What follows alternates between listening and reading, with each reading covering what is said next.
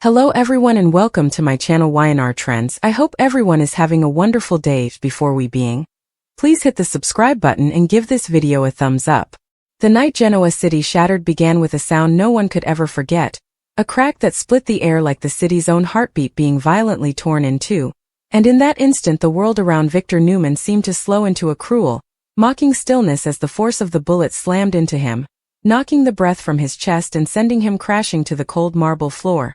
His blood blooming dark and obscene against his tailored suit, while the echoes of the horrific shooting ricocheted through the grand hall and into the lives of everyone who loved him and hated him and feared him, because Victor Newman was not a man who simply got shot. He was a force of nature, and when a force of nature fell, the ground itself trembled. Screams followed, raw and animal, as Nikki dropped to her knees beside him, her hands shaking as she pressed against the wound and begged him to stay with her. Her voice breaking under the weight of decades of love, betrayal, forgiveness, and devotion, while security flooded the scene too late, always too late, and somewhere in the chaos the shooter vanished into the shadows, leaving behind only terror, unanswered questions, and the chilling certainty that this was no random act of violence but a calculated strike aimed at the heart of the Newman Empire. In the hours that followed, as Victor fought for his life under blinding surgical lights and the doctors spoke in grim, cautious tones, Genoa city held its breath, rumors spreading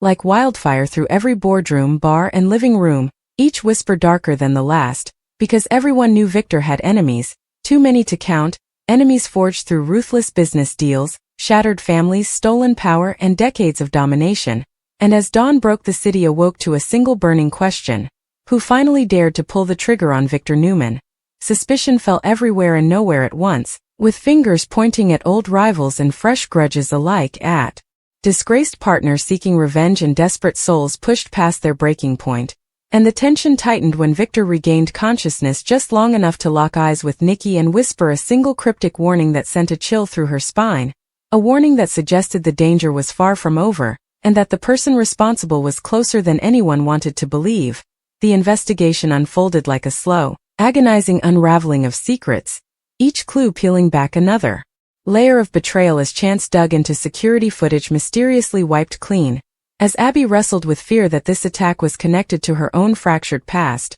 as Victoria tried to hold Newman Enterprises together while hiding the terror that her father might die and leave her alone at the top of an empire built on blood and ambition, and as Adam prowled the edges of the family, torn between rage, guilt, and the haunting thought that he might somehow be implicated simply because he always was. Then came the evidence no one expected, a fragment of truth so small and yet so devastating that it detonated like a bomb in the middle of the Newman family, pointing not to a faceless outsider but to a young familiar presence, someone who had smiled in Victor's shadow, who had listened to his lectures about power and loyalty, someone who had been dismissed, underestimated, and quietly broken under the weight of his influence, because the shooter was not a hardened criminal or a rival tycoon but a young man whose life had been shaped and scarred by Victor Newman himself. The revelation tore through Genoa city when it finally came to light, the identity of Victor's shooter exposed in a shocking confrontation that left even the most cynical observers reeling, as it was revealed that the gun had been fired by someone who once idolized Victor, someone who believed in him, someone who had begged for his approval and been crushed when it was denied, a young soul who had watched dreams wither while Victor marched forward without a backward glance, leaving collateral damage in his wake. The truth emerged in fragments, in tearful confessions and damning evidence, painting a portrait not of a monster but of a deeply wounded human being pushed to the edge, a young man who had stood in the grand halls of Newman power feeling invisible and disposable until rage and despair fused into something lethal, and when he finally stood before Victor's family and admitted what he had done, the room seemed to collapse inward under the weight of it, as Nikki wept not only for her husband's pain but for the broken child standing before her, as Victoria's fury warred with the horrifying realization that her father had helped create this tragedy, and as Victor himself, pale and weakened but very much alive, faced the shooter with eyes that burned with recognition and something dangerously close to regret. In that moment, the shooting ceased to be just an act of violence and became a reckoning, a mirror held up to Victor Newman's life and legacy, forcing him to confront the cost of his empire and the lives he had trampled along the way. And as police closed in and the young shooter was taken away in tears and cuffs, Genoa city was left forever changed, because the truth was finally undeniable. Victor Newman had survived many enemies, But the one who nearly killed him was born not from hatred alone, but from disappointment, abandonment, and the devastating power of a man who never realized how deeply his shadow could wound those desperate to stand in his light. In the aftermath of the revelation, when the doors of the interrogation room finally closed and the echo of the young shooter's sobs faded down the corridor, Genoa City did not find peace but sank deeper into a suffocating silence thick with guilt, rage, and unanswered questions, because knowing the name of the person who pulled the trigger did nothing to heal the wound left behind, and if anything it made it fester, rot, and spread through every corner of the Newman legacy like a poison that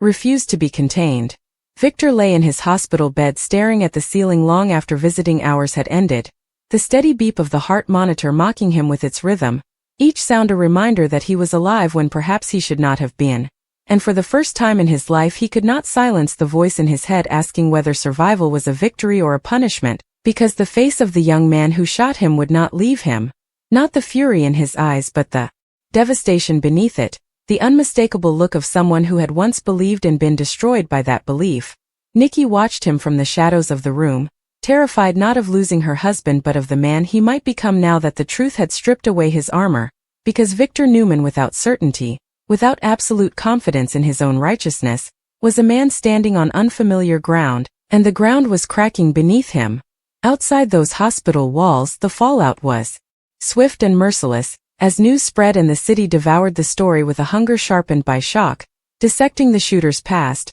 replaying every interaction, every moment Victor had dismissed, manipulated, or used him, turning what was once whispered criticism into full-blown condemnation. And suddenly the question dominating every conversation was not just why the young man pulled the trigger, but how many others Victor had broken along the way who simply hadn't picked up a gun. Victoria felt the weight of that question pressing on her chest as she sat alone in her office late at night, the lights of Newman Enterprises glowing cold and distant around her, realizing with a sinking dread that the empire she had fought so hard to protect was built on a foundation far more fragile than she had ever allowed herself to see, because if loyalty could curdle into violence, then everything her father had taught her about power and control was a lie that could one day consume her too. Adam, meanwhile, spiraled in his own private reckoning, haunted by the knowledge that the shooter's story mirrored his own in ways that were impossible to ignore, the same hunger for approval, the same cycles of rejection and rage, and as he stared into a whiskey glass he couldn't help but wonder whether the only difference between himself and the young man in custody was timing and luck,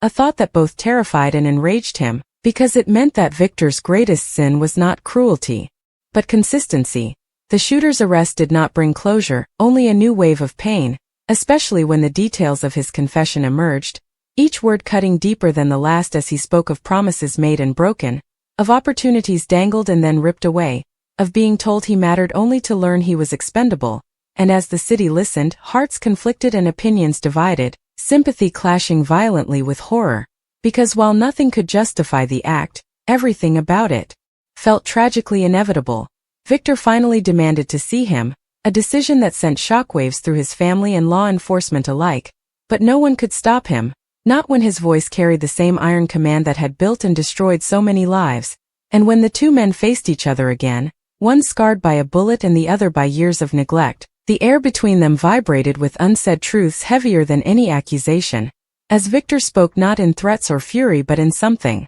dangerously close to honesty, acknowledging without apology yet without denial the role he had played. And for a moment the shooter's rage faltered, replaced by a grief so raw it left both men exposed and bleeding in ways no weapon could match. That meeting changed everything, because Victor emerged from it altered, quieter, his eyes shadowed by a realization he could no longer outrun, that power did not absolve him of consequence and that survival did not mean escape. And as he returned to his family he carried with him the unbearable understanding that the greatest threat to his empire had never been competitors or enemies but the damage he left behind, damage that could rise up at any moment wearing a familiar face. Genoa City watched and waited as Victor made a choice no one expected, a move that sent ripples through the legal system and the court of public opinion, when he refused to use his influence to destroy the young man who shot him, insisting instead that the truth be told. In full, no deals, no silencing, no rewriting of history, a decision that stunned his allies and infuriated his critics,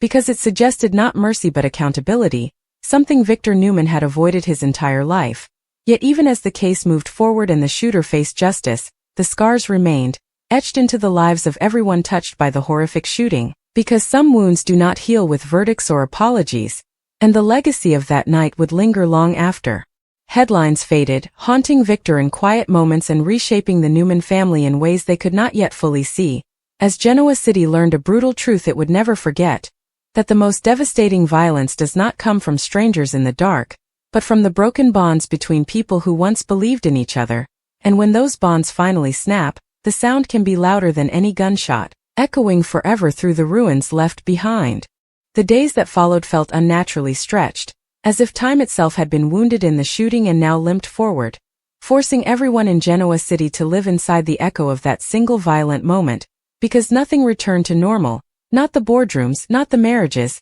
not the fragile illusions people told themselves about who they were and what they were capable of enduring. Victor was released from the hospital under a storm of cameras and speculation, his steps slower, his body weaker, but his presence still commanding, and yet those who knew him best could see the fracture beneath the surface, the subtle hesitation before he spoke, the way his eyes lingered too long on faces as if searching for damage he could no longer deny, and Nikki stayed close, torn between relief that he was alive and fear that the man beside her was standing at the edge of an emotional reckoning he might not survive. The trial loomed like an execution date for everyone involved, not just the young shooter whose fate hung in the balance, but the Newman family itself, because every testimony threatened to peel back another layer of truth about Victor's past decisions, his calculated coldness, and the trail of broken loyalty that stretched behind him like a graveyard of forgotten names, and with each leaked detail the public mood shifted, no longer seeing Victor as an untouchable titan but as a man whose unchecked power had finally detonated. Victoria tried to project strength, issuing statements and steering the company through turbulent waters, but behind closed doors she shattered, confronting memories of her own moments of rejection, of times she had hardened herself in order to survive her father's approval tests, and the horrifying realization that she, too, had learned to treat people as expendable in the name of legacy, a realization that made her question whether she was protecting Newman Enterprises or perpetuating the very cycle that led to the gunshot. Adam's dissent was darker and quieter, his anger turning inward as he fixated on the idea that he could have been the one sitting in that courtroom, that rage and abandonment had once whispered the same deadly promises to him, and as he watched the shooter's story unfold he felt a suffocating blend of empathy and terror, knowing that the line between victim and villain was far thinner than anyone wanted to admit, and that Victor's love had always been conditional, rationed and weaponized. The courtroom became a theater of reckoning, each witness stepping forward like a blade cutting deeper into the collective conscience of Genoa City, as former employees, partners, and even family members spoke of intimidation, manipulation and discarded lives, and while none of it excused the violence, it contextualized it in a way that left the room heavy with shame, because the truth was no longer simple, no longer clean, and when the shooter finally took the stand, his voice trembling as he described the moment he pulled the trigger, not out of triumph but despair, the air cracked with a grief so profound it silenced even the harshest critics. Victor watched without interruption, his face unreadable, absorbing every word as if each sentence were a sentence passed upon himself, and when he was called to testify, the city braced for the old Victor Newman to emerge, the defiant, unapologetic titan, but what they saw instead unsettled everyone, a man who spoke of power not as justification but as responsibility neglected, who did not beg forgiveness yet did not deny harm, admitting that he had measured success by dominance and loyalty by obedience, never stopping to consider the human cost until that cost had nearly ended his life. The verdict, when it came, satisfied no one completely because justice rarely does, delivering punishment without healing and closure without peace, and as the young shooter was led away to face the consequences of his actions, his eyes met Victor's one final time, not with hatred but with a hollow understanding that both of them had been destroyed by the same force, a force called expectation, ambition and silence. In the weeks that followed, the Newman Empire stood, but it was altered, quieter, its walls echoing with restraint rather than conquest, as Victor withdrew from the ruthless front lines and forced his family to confront uncomfortable truths about how they wielded power, choices that sparked rebellion, resentment, and fear within the ranks because change was far more threatening than violence, and not everyone believed Victor's transformation was real or permanent. Genoa City moved on because it always did, but it moved differently, carrying the memory of the horrific shooting like a scar beneath its polished surface, a reminder that even legends bleed, that unchecked authority breeds desperation, and that the most dangerous weapon is not a gun but the moment a broken person decides they no longer matter. And as Victor stood alone one night staring out at the city he had ruled for decades, he finally understood that survival had not spared him from judgment, it had sentenced him to live with it, every day, knowing that the legacy he left behind would be defined not by the empire he built, but by whether he could finally learn how to stop destroying the people who believed in him most.